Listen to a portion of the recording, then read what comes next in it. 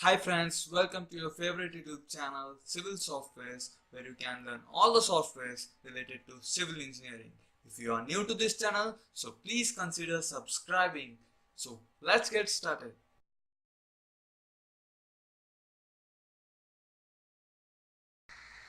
So guys, today I'm going to explain you how to set the limits in the Autocad. So open the drawing.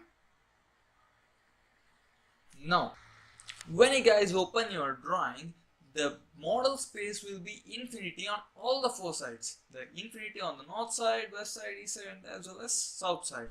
Now you want to set the limits, the perfect limits for the model space with the working space. So first of all, set the units on whichever unit you want to work. I'll be working in meters always, so I'll set to meters and press OK. Now my drawing is set to meters. Now to go to the limits command, press limits limits limits in the command line and press enter. Now what it is asking for, specify lower left corner, press 0, 0 and press enter. Now what is it is asking, specify upper right corner, so press 100, 75 and press enter. Now the drawing is set to 100, 75. I know you guys would have not understood. I'll show you a pic. Well guys, have a look on this picture.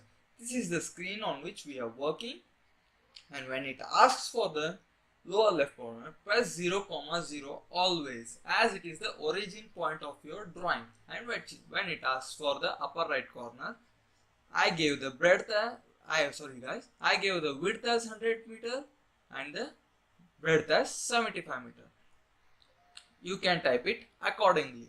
So that's it about the limits guys. And another thing guys, make sure after entering the limits values, make sure you guys press Z enter and A enter.